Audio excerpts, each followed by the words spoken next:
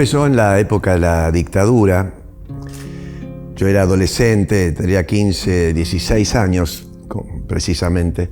Me acuerdo que parábamos en los bares de la calle Corrientes, sobre todo en el bar Los Pinos, con un grupo grande de amigos, y practicábamos el automatismo de los surrealistas en forma de escritura, y leíamos mucha poesía. Estábamos muy excitados sobre todo con ese procedimiento del automatismo.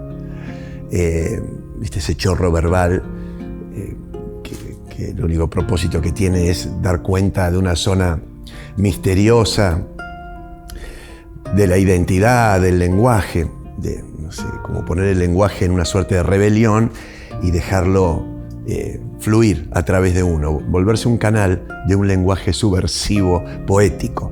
Y eso nos fascinaba, estábamos muy metidos en eso, y la dictadura empezó a producir como esas redadas en los bares, nos llevaban en cana por averiguación de antecedentes, todo ese procedimiento amedrentador de los milicos, que empezó a ser como muy, muy terrible, y además todo lo que empezaba a pasar alrededor. Todavía no sabíamos lo que estaba pasando, viste que eso se supo más tarde, pero ya lo intuíamos y teníamos datos de qué estaba pasando. Entonces unos amigos más grandes que yo, Rulo y Gustavo, decidieron ir a estudiar teatro con Alejandra Boero, y yo, para no quedar en banda, los seguí. Y así fue como entré en un estudio de teatro. Entramos con ellos, escapando de los milicos, puertas adentro de una zona liberada como era ese estudio de teatro y esa actividad que nos permitía desatar nuestras fuerzas poéticas en ese contexto y en ese formato que yo no conocía. Esa fue mi entrada en lo teatral. Mis amigos duraron 6 meses y yo me quedé toda la vida.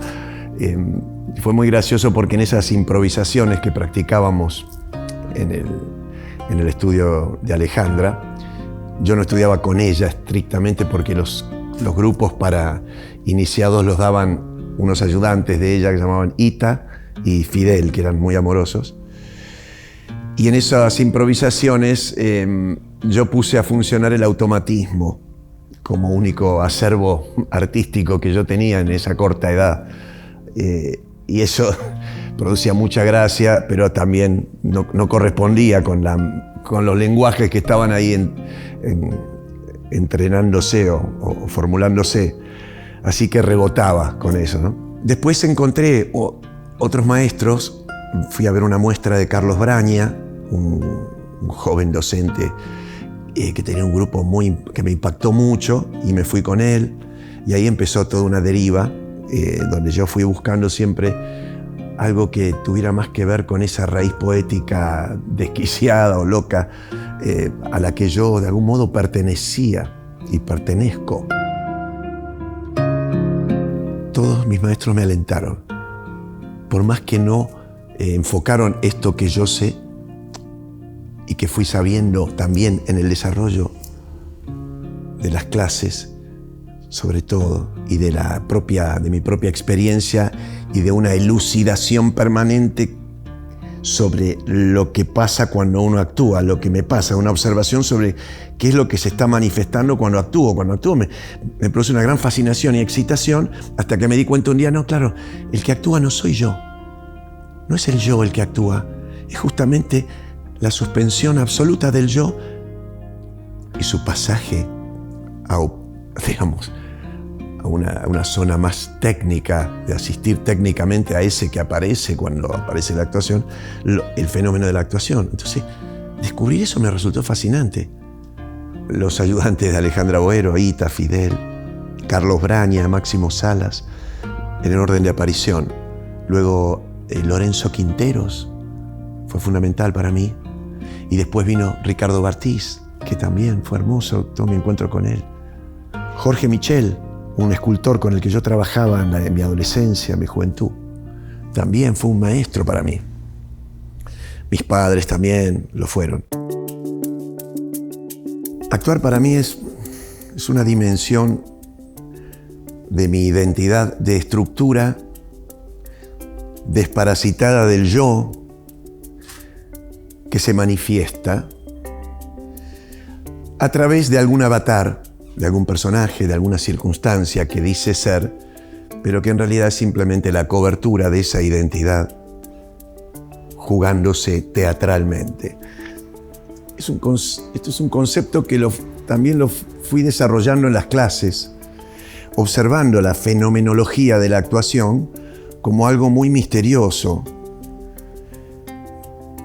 como algo que a mí me salía naturalmente, que en ciertos estudios se intentó domesticar o atenuar o formatear bajo las condiciones de época o de lenguajes imperantes, que yo siempre sentí que el naturalismo y el realismo de algún modo atenuaban esa tendencia sobrenatural y fenomenológica de una identidad de estructura que buscaba en la actuación un campo de manifestación, de representación y de realidad.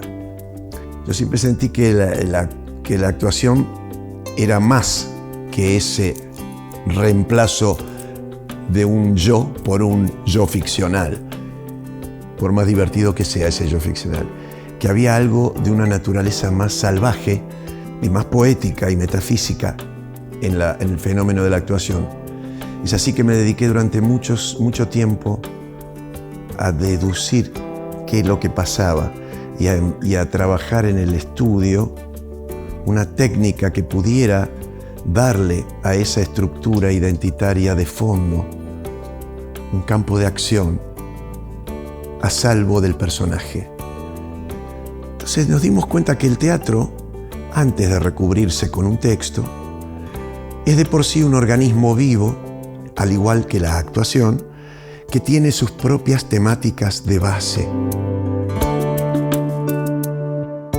La docencia es central porque es lo que me permite la conceptualización, la estabilización de procedimientos y el contagio para mi producción de los alcances del laboratorio. Todo es como una cadena. En la docencia aprendí a ser director y dramaturgo. Y en la docencia practico un lenguaje que después derivo en mis propias producciones, me retroalimento de eso. Y allí encuentro también jóvenes actores y actrices con los que trabajo. O sea que ahí aparece todo, es fundamental.